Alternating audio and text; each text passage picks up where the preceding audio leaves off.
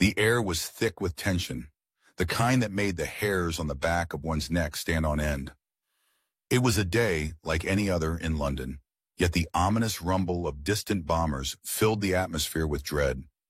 Winston Churchill, the resolute Prime Minister, sat in the House of Commons, his mind racing with the weight of the nation's fate. The year was 1940, and the specter of Nazi aggression loomed larger than ever.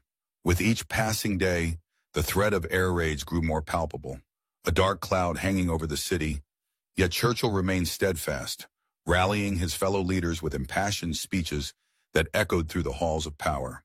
As he spoke, his voice resonated with a fierce determination, a clarion call to arms against tyranny. The members of Parliament listened, their faces a mixture of fear and resolve, when suddenly a thunderous roar shattered the air. The ground trembled beneath them, and the heavy wooden beams of the chamber shuddered as if in protest. A bomb had fallen, not far from the heart of Westminster. The sound was deafening, drowning out Churchill's words, and the walls themselves seemed to groan under the weight of impending destruction. In an instant, chaos erupted. The lights flickered and dimmed, plunging the room into a surreal twilight. Debris rained down as the ceiling began to crumble, and the acrid smell of smoke filled the air. Churchill, with an instinct honed by years of political strife and personal trials, leapt to his feet. He had faced adversity before, but this was a different beast entirely. As he moved, he felt the ground shift beneath him, a reminder of the precariousness of life in wartime. In that moment, time slowed. He glanced around, taking in the faces of his colleagues, some frozen in shock, others scrambling for the exits. Churchill's heart raced, but his mind was clear.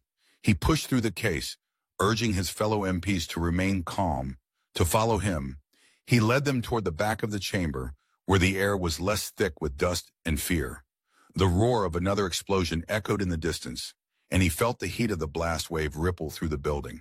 Just as they reached the doorway, a second explosion rocked the very foundation of Parliament.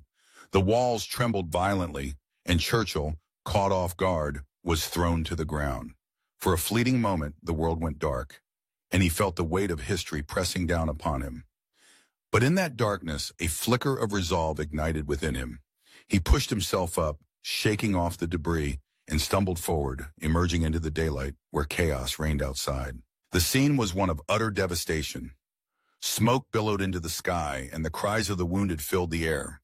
Yet amidst the destruction, Churchill felt an unyielding sense of purpose.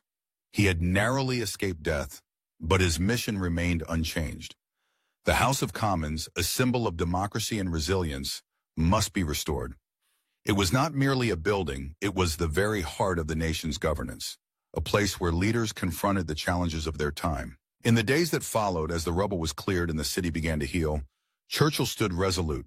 He ordered the reconstruction of the chamber to be done exactly as it had been, with its grand wooden paneling and the iconic green benches.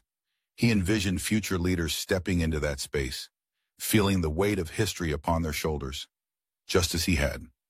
He wanted them to confront the same challenges, to draw strength from the very walls that had witnessed the struggles of democracy. Churchill understood that the essence of leadership lay not only in triumph, but in the courage to face adversity head-on. The rebuilt House of Commons would not just stand as a testament to survival, but as a reminder that resilience was the cornerstone of freedom. As the work commenced, he took solace in the knowledge that, though the bombs may have shattered the physical structure, they could never destroy the spirit of a nation determined to fight for its ideals.